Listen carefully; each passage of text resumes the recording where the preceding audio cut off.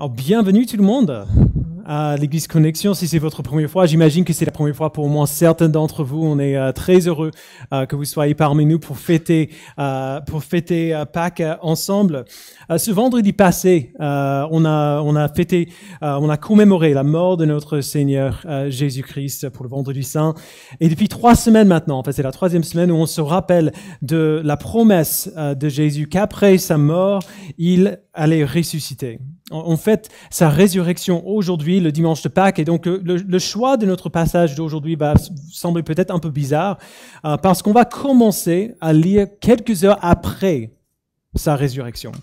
Mais on sera dans ce passage parce que de tout ce qu'on voit dans les évangiles au sujet de la résurrection de Christ, c'est cette histoire, à mon avis en tout cas, où on voit le mieux ce que cette nouvelle merveilleuse devrait produire en nous.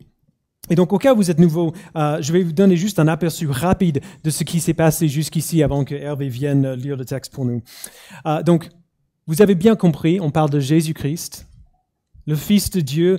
Dieu lui-même vient sur la terre en forme humaine. Il vit une vie parfaite, il enseigne, il proclame le royaume de Dieu dans tout Israël. Ses disciples croient qu'il est une figure qu'ils appellent le Messie, le roi que Dieu avait promis d'envoyer pour sauver son peuple, pour les sauver, ils imaginent en tout cas, de l'occupation romaine, l'armée romaine occupait Israël à l'époque. Donc Jésus vient, il enseigne, il fait son ministère pendant 3 ans. Après, il est accusé de blasphème par les autorités religieuses en Israël qui sont menacées par sa popularité. Il est arrêté, il est accusé, il est condamné à mourir, il est crucifié à l'extérieur de Jérusalem et il meurt et il est enseveli. Ses disciples sont pour le coup rassemblés totalement dans la confusion, comme on a vu tout à l'heure, parce que leur Messie, le roi promis par Dieu, il est mort. Et donc, forcément, s'il est mort, il ne peut pas être qui il prétendait être. S'il est mort, il ne peut pas être le Messie, le roi que Dieu avait promis d'envoyer, parce que Dieu a promis que ce roi vivrait pour toujours et régnerait pour toujours. Maintenant, c'est le 3e jour après sa mort. Et personne dans cette histoire n'a encore vu Jésus. Un groupe de femmes, comme on a lu tout à l'heure, viennent au tombeau le matin et le retrouvent vide. La pierre qui en couvrait l'entrée est enlevée. Le corps de Jésus n'est plus là. Les femmes voient ces 2 figures en vêtements resplendissants, autrement dit des anges, qui leur disent que Jésus est ressuscité. Elles partent en courant pour dire tout cela aux disciples. Les disciples pensent qu'elles racontent des absurdités, tout sauf Pierre, qui court quand même au tombeau, lui aussi, et le trouve vide. À ce point dans l'histoire, c'est tout ce qu'on sait. Jésus était mort, maintenant son tombeau est vide. Et c'est tout. Et du coup, c'est là qu'on reprend l'histoire aujourd'hui dans Luc chapitre 24, dans l'évangile de Luc chapitre 24.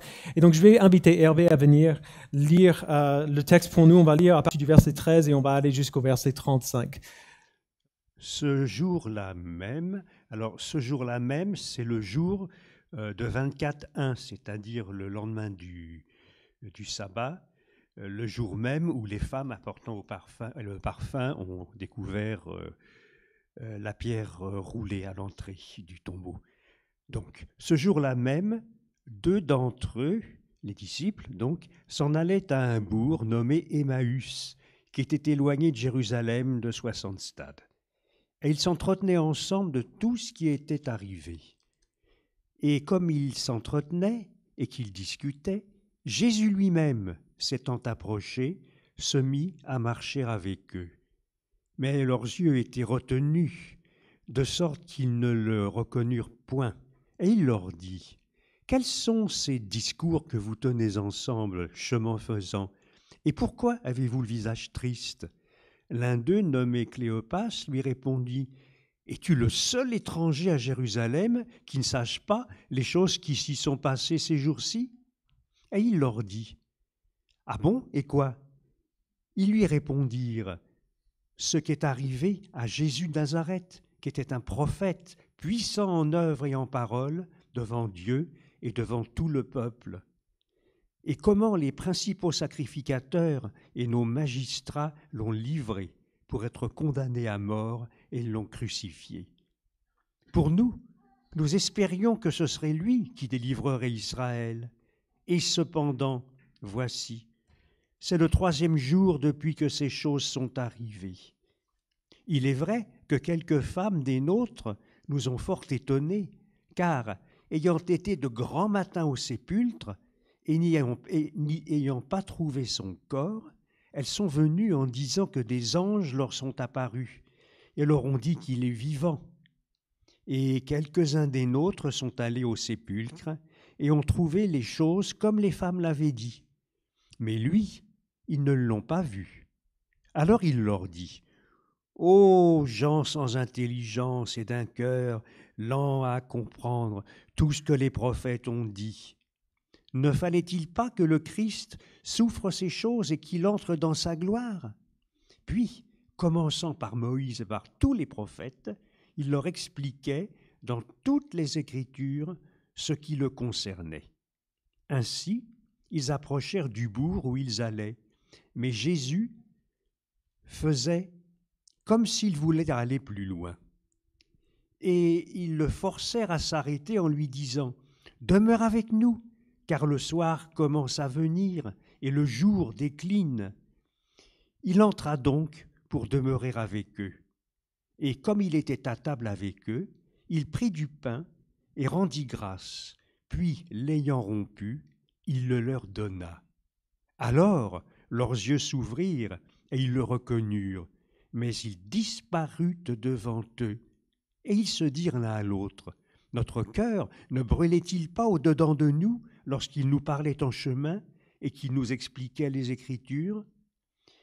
Et se levant à l'heure même, ils retournèrent à Jérusalem et ils trouvèrent les 11 et ceux qui étaient avec eux assemblés. Et ils disaient, « Le Seigneur est vraiment ressuscité et il est apparu à Simon. » À leur tour, ils racontèrent ce qui leur était arrivé en chemin et comment ils avaient reconnu Jésus lorsqu'ils avaient rompu le pain. Amen. Merci Hervé. Alors gardez bien le texte ouvert devant les yeux si vous avez encore vos Bibles. On va le prendre petit à petit. Au verset 13, on trouve deux d'entre eux, entre ce qui est dit, deux disciples qui marchent vers un village qui s'appelle Emmaüs, à une douzaine de kilomètres de Jérusalem. Et Jésus, on n'est pas surpris de l'apprendre, il est bel et bien ressuscité et il s'approche de ces deux disciples en chemin. Alors d'abord, qui sont ces deux personnes? Tout ce qu'on sait, c'est que l'un d'entre eux s'appelait Cléopas. Voilà. Ils sont souvent décrits comme deux hommes, mais c'est possible que ce soit un homme et une femme, peut-être mariés, le grec est ambigu, donc on ne sait pas exactement. Ce sont deux personnes qui sont inconnues dans cette histoire. Elles ne font pas partie des apôtres, ce n'étaient pas des leaders, c'était simplement deux personnes qui avaient suivi Jésus avec tous les autres. Et donc, ils vont ensemble vers Emmaüs et ils parlent de tout ce qui s'était passé. Et Jésus les rejoint sur la route. Mais Luc nous dit au verset 16 que leurs yeux étaient empêchés de le reconnaître.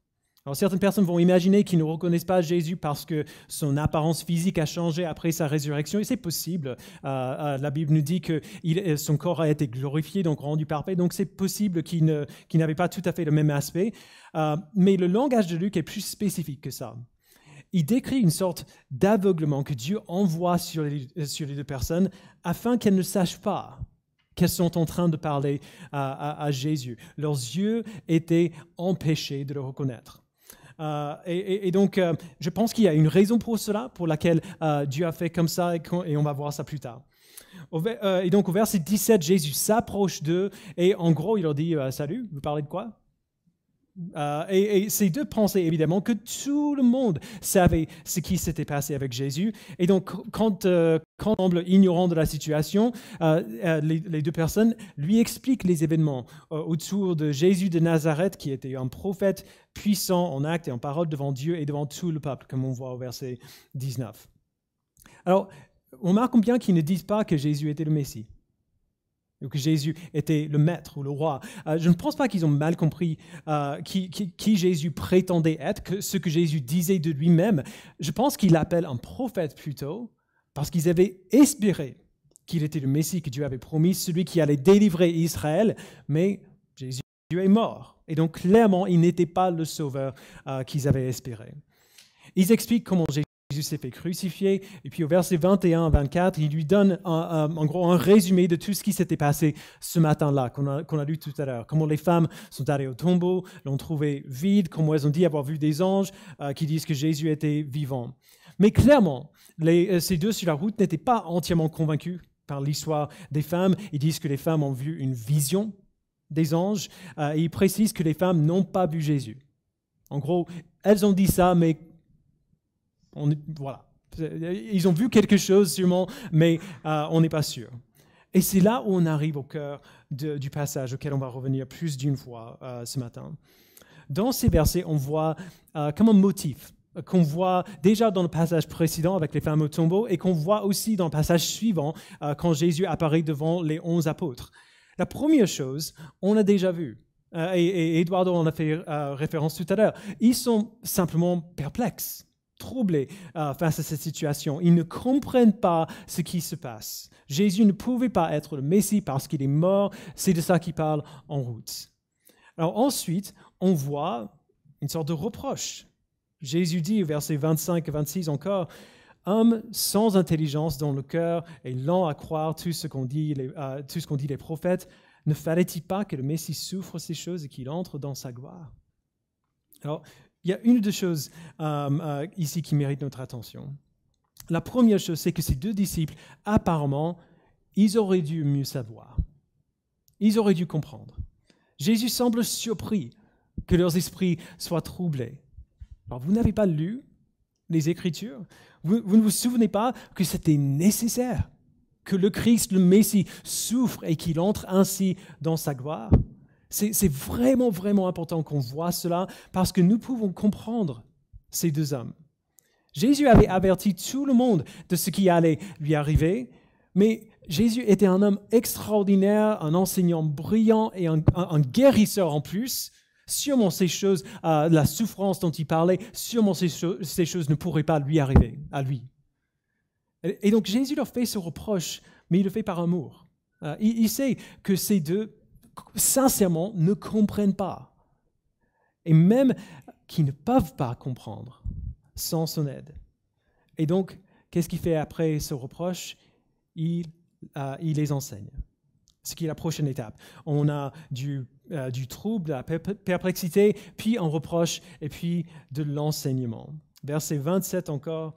Puis en commençant par les écrits de Moïse et continuant par ceux de tous les prophètes, il leur expliqua dans toutes les Écritures ce qui le concernait. C'est tout simplement merveilleux. On dit tout le temps que toute la Bible parle de Jésus. Alors on dit ça tout le temps dans notre Église. Ce n'est pas seulement quelque chose qu'on dit. Lorsque Jésus convainc ses deux disciples, il ne le fait pas par un miracle. Il ne fait pas une manifestation miraculeuse. Il ne se sert même pas de sa propre autorité, genre sa propre puissance de persuader. Il se sert de l'Ancien Testament. Il se sert de la Bible. L'Ancien Testament, c'est la première moitié de la Bible. Le Nouveau Testament n'était pas encore écrit. Il va à la Bible et il interprète pour eux, dans toutes les Écritures, des choses qui le concernaient. Il commence par Moïse, le premier sauveur, entre guillemets, d'Israël, le libérateur que Dieu a envoyé pour les secourir de l'esclavage en Égypte, par qui Dieu a communiqué sa volonté par le moyen de sa loi. Ensuite, il va aux prophètes. Par exemple, je serais bien étonné si Ésaïe 53 ne figurait pas dans ce que Jésus leur a enseigné à ce moment-là. C'était une prophétie qui a été écrite 700 ans avant la venue de Jésus. En voici 2 versets seulement. Ésaïe dit, lui, il était blessé à cause de nos transgressions, brisé à cause de nos fautes. La punition qui nous donne la paix est tombée sur lui. C'est par ses blessures que nous sommes guéris. Nous étions tous comme des brebis égarées, chacun suivait sa propre voie, et l'Éternel a fait retomber sur lui nos fautes à nous tous. 700 ans avant la venue de Jésus, tout ce qu'il allait faire était déjà décrit. Toute l'Écriture raconte l'histoire de Jésus-Christ. Tout l'Ancien Testament raconte son histoire, soit en anticipant explicitement sa venue, soit en racontant l'histoire qui trouverait son accomplissement en lui. quand Jésus veut les convaincre de ce qu'il est venu faire et que ce n'était pas une erreur, que ce n'était pas une défaite, que ce n'était pas un problème, que les choses devaient se passer comme ça, quand il veut les convaincre de tout cela, il se sert de la Bible pour le faire. Pas de miracle, pas d'une manifestation incroyable de puissance. Il amène ces deux à travers le récit de la Bible, leur montre comment à chaque étape, l'Écriture pointait le doigt vers lui. Souvenons-nous encore qu'à ce moment dans l'histoire, les disciples ne savent pas que c'est Jésus qui leur parle. Ils pensent que c'est juste un homme sur la route. Alors qu'est-ce qui se passe ensuite? Les deux disciples l'invitent de venir manger avec eux. Cela respecte les normes juives, sociales de l'époque, mais il n'y a pas que ça dans leur invitation. Imaginez ces deux personnes, elles avaient vu tous leurs espoirs détruits, leurs espoirs que Jésus était le Messie, et là, ils voient pour la première fois que ce n'était pas un accident. Genre que la Bible avait dit tout ce temps que ça devait se passer comme ça. Imaginez ce que ça a dû faire pour eux, de réaliser que tout ce qu'ils avaient vu arriver à Jésus avait été prédit exactement comme cela s'est passé. Du coup, si c'est vrai, est-ce que c'est possible que l'histoire des femmes au tombeau soit vraie? Est-ce que c'est possible vraiment que Christ soit vraiment ressuscité? Il l'invite à manger parce qu'ils veulent en savoir plus. Genre, continuons cette discussion. Vous avez déjà eu une discussion comme ça où c'est juste tellement passionnant que vous avez envie de rester à table pendant 3 heures. Voilà ce qui se passe ici. Donc, Jésus vient et à la fin du repas, on voit la chose la plus extraordinaire. Verset 30, pendant qu'il était à table avec eux, il prit le pain et après avoir prononcé la prière de bénédiction, il le rompit et le leur donna. Alors, leurs yeux s'ouvrirent et ils le reconnurent, mais il disparaît de devant eux. Alors, au risque de dire ce qui est évident, prenez un instant pour imaginer ce moment. Votre Messie est mort, vos espoirs sont détruits, et puis quelqu'un arrive, quelqu'un que vous ne connaissez pas, mais qui est clairement un génie en ce qui concerne les Écritures saintes, et alors qu'il vous parle, vous commencez à réaliser petit à petit que peut-être que vous vous étiez trompé. Peut-être que vos espoirs ne sont pas détruits après tout. C'est ainsi que ça devait se passer. Ce qui semblait être une défaite ne l'était pas du tout, bien au contraire. Et puis, alors que vous êtes en train de planer sur ces réflexions incroyables, vous réalisez que le gars avec qui vous parlez depuis des heures, c'est Jésus, que c'est lui. Et puis, il disparaît. Alors, je lis un peu entre les lignes ici, mais j'ai du mal à ne pas imaginer Jésus leur faire un petit clin d'œil avant de disparaître. Mais c'est là où on voit le dernier élément. On a de la perplexité, on a un reproche, on a de l'enseignement, et enfin, on voit leur réaction à eux. Qu'est-ce que vous feriez à ce moment-là? La plupart d'entre nous, on se tournerait l'un vers l'autre, on dit « C'était lui !» Genre, on crierait, c'était lui tout ce temps, c'est incroyable, t'as pas vu, il nous a donné le pain, on a reconnu que c'était lui, et puis il est disparu, mais qu'est-ce qui vient? On n'a plus de mots. C'est ce que moi je ferais. Mais ce n'est pas ce que ces deux personnes se disent. Verset 32, ils se dirent l'un à l'autre, « Notre cœur ne brûlait-il pas en nous lorsqu'il nous parlait en chemin et nous expliquait les Écritures. » C'est le verset le plus incroyable de tout ce passage. La partie la plus extraordinaire de cet échange qu'ils ont eu avec Jésus pour ces deux disciples n'était pas quand ils ont pris le pain et réalisé que c'était Jésus avec eux. Le moment le plus extraordinaire n'était pas le moment où Jésus disparaît devant leurs yeux. Une fois qu'ils sont de nouveau seuls, ce n'est pas de ça qu'ils parlent. Ils parlent de ce que Jésus leur avait enseigné. Notre cœur ne brûlait-il pas en nous lorsqu'il nous expliquait les Écritures? C'est pour ça, je pense, que Dieu ne les a pas permis de voir qui parlait à Jésus tout ce temps, avant ce moment. Je pense que Dieu voulait laisser les Écritures convaincre ses disciples plutôt que la résurrection. Autrement dit, avant même d'avoir reconnu Jésus, avant même d'avoir eu la preuve que la résurrection s'était réellement passée, ils avaient déjà tout ce qu'il leur fallait pour être convaincus que c'était vrai. Que Jésus était vraiment ressuscité. Le témoignage de l'Écriture seule a confirmé leurs espoirs. Ils avaient tout ce qu'il leur fallait pour faire des croyants pleins et entiers avant qu'ils aient vu Jésus pour qui il était. Le fait de voir que c'était lui, le fait de le voir disparaître comme ça, c'était la cerise sur le gâteau. Les Écritures seules ont suffi. Et c'est peut-être ça la chose la plus importante à noter aujourd'hui. La résurrection de Jésus-Christ, il y a une raison pour laquelle on fait quelque chose d'exceptionnel ce jour-ci. La résurrection de Christ, c'est l'événement le plus incroyable, le plus gigantesque de toute l'histoire humaine. Jésus est allé à la croix, non pas finalement pour libérer Israël de l'occupation romaine, mais pour délivrer tout son peuple de leur péché. Quand on parle du péché dans l'Église, on parle de notre instinct naturel à nous rebeller contre Dieu. Nous l'avons tous, nous le faisons tous. Jésus est allé à la croix pour prendre cette rébellion, ce péché sur lui-même, pour prendre notre place devant Dieu, pour souffrir la punition que nous méritons, afin que nous n'ayons pas à la subir, et pour nous donner en échange la vie parfaite et sans péché qu'il avait vécue. En gros, il prend notre place et on prend la sienne. Devant Dieu, Dieu le considère péché et le punit à mort pour ce péché, comme nous le méritons.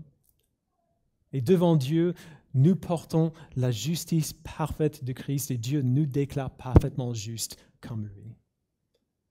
C'était pour cela qu'il est allé à la croix. C'était ça le but de son sacrifice. Et la résurrection prouve que ça a marché.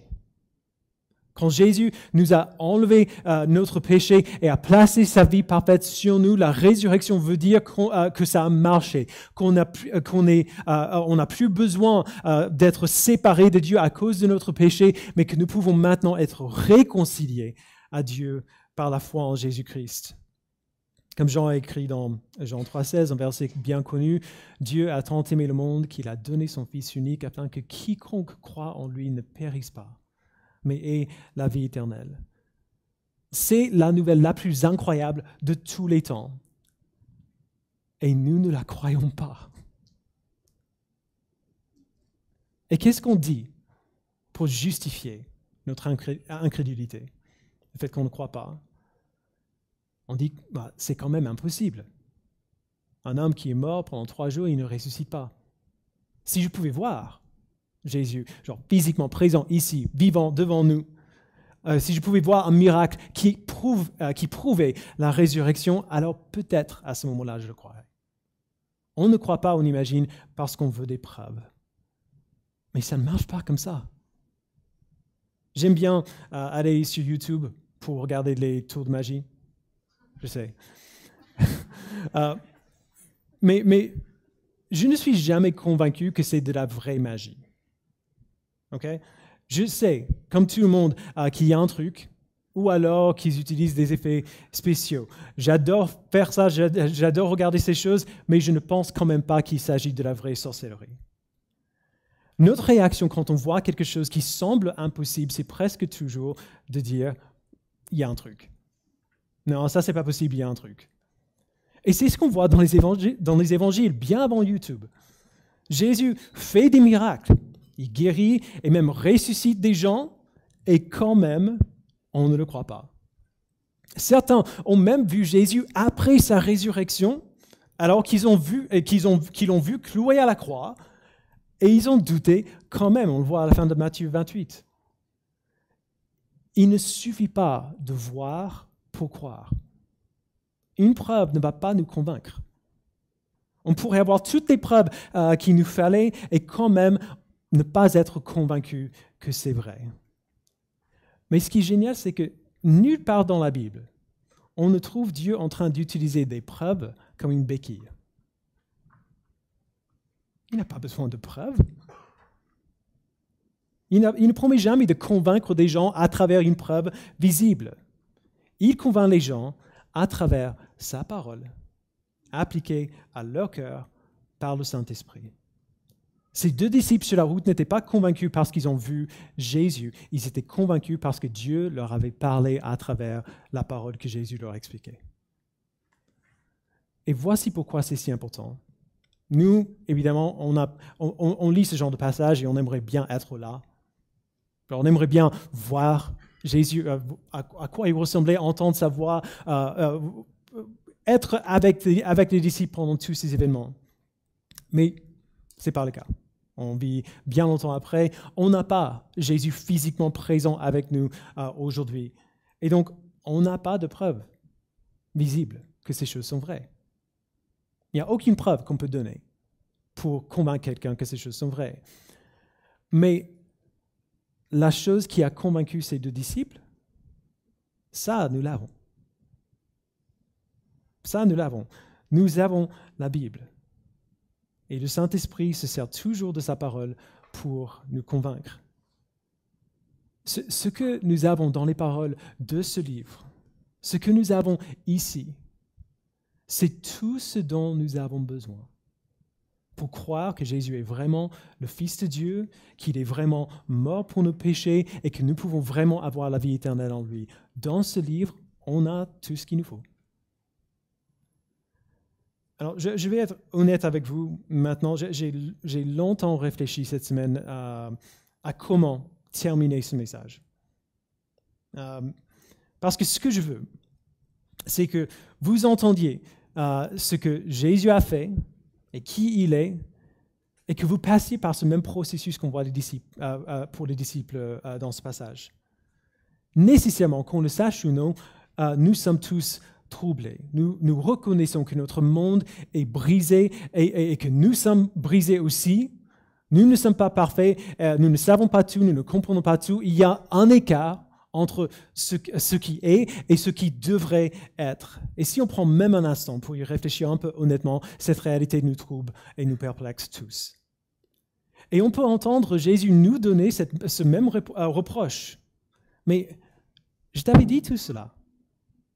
Je t'avais déjà dit que le monde est brisé et que toi aussi tu es brisé. Ce n'est pas une surprise.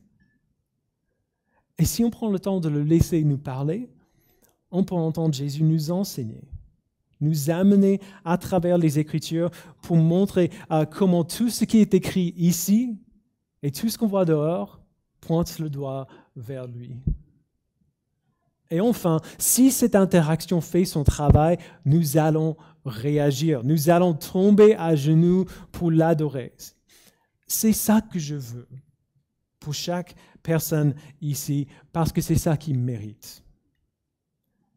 Mais je ne peux pas faire ça. C'est dur de terminer un message comme ça, en sachant très bien qu'il y a un résultat qu'on souhaite produire par un enseignement particulier et que c'est un résultat que je ne peux pas produire. Personne ne peut le faire. Si vous me connaissez un peu, vous savez que je ne suis pas particulièrement convaincant ou persuasif. Personne, même ceux qui sont bien plus forts que moi, personne n'est assez convaincant pour amener quelqu'un d'autre à la foi en Jésus-Christ. Personne à part Dieu lui-même. Dans les versets qui suivent notre passage de ce matin, on voit la suite de l'histoire. On voit Jésus apparaître à ses 11 disciples, ceux avec lesquels il était le plus proche, et on voit que même eux ne comprennent pas tout à fait ce qui se passe, mais on lit, et donc c'est Jésus qui leur parle au verset 44 de Luc 24.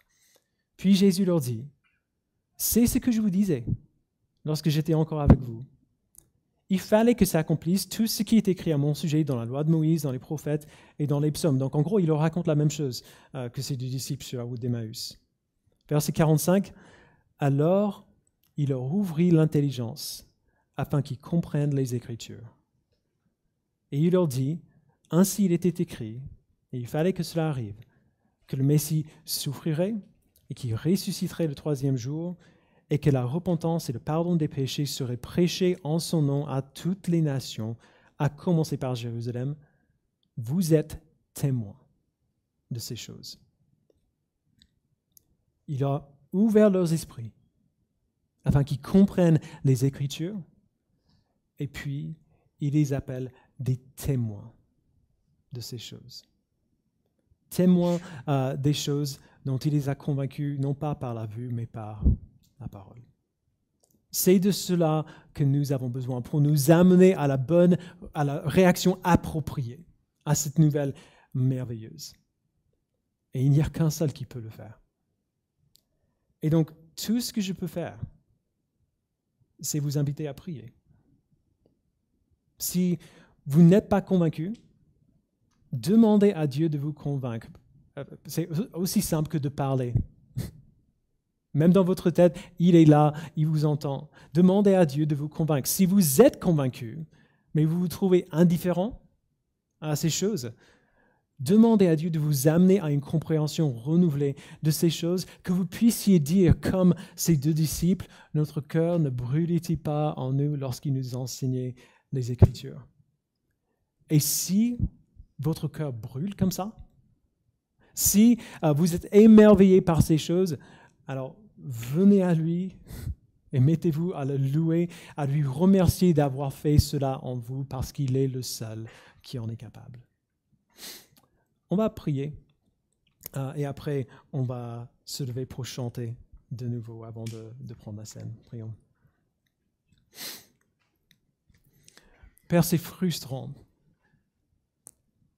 de savoir que je ne suis pas capable de produire le résultat que je veux. Que je ne pourrai pas dire ce qu'il faut pour convaincre qui que ce soit. C'est frustrant parce que je suis bête. Parce que je n'ai pas besoin d'être capable de convaincre qui que ce soit. C'est toi qui t'en charges et tu t'en charges beaucoup mieux que je pourrais faire. Et donc, je prie ce matin que tu fasses cela en chacun et chacune d'entre nous. Que tu nous convainques par le moyen de ta parole appliquée à nos cœurs par ton Esprit Saint. Que tu nous convainques que tout ce que la Bible dit sur Jésus-Christ est vrai. Qu'il est venu, qu'il a vécu la vie parfaite et sans péché que nous aurions dû vivre, qu'il a pris nos péchés sur lui-même et qu'il a subi la punition que nous méritons. Et qu'à sa résurrection, il a prouvé et appliqué sa vie et sa mort à notre vie. Afin que lorsque maintenant nous nous tenons devant toi, tu ne vois pas les personnes imparfaites que nous sommes, tu vois la perfection de ton Fils qui nous a été donné. Et tu nous déclares ainsi juste, aussi parfait que ton Fils. Fais ces choses en nous pour que nous en soyons convaincus et réjouis de savoir qu'il ne reste plus rien entre nous et toi, qu'il n'y a plus de condamnation, il n'y a plus de menace de punition pour nos péchés, de punition juste, mais que maintenant nous pouvons bénéficier de la grâce totalement injuste que tu nous donnes. Il n'y a que toi qui peux faire cela. Et donc nous te prions de le faire. Au nom de Jésus-Christ, nous prions. Amen.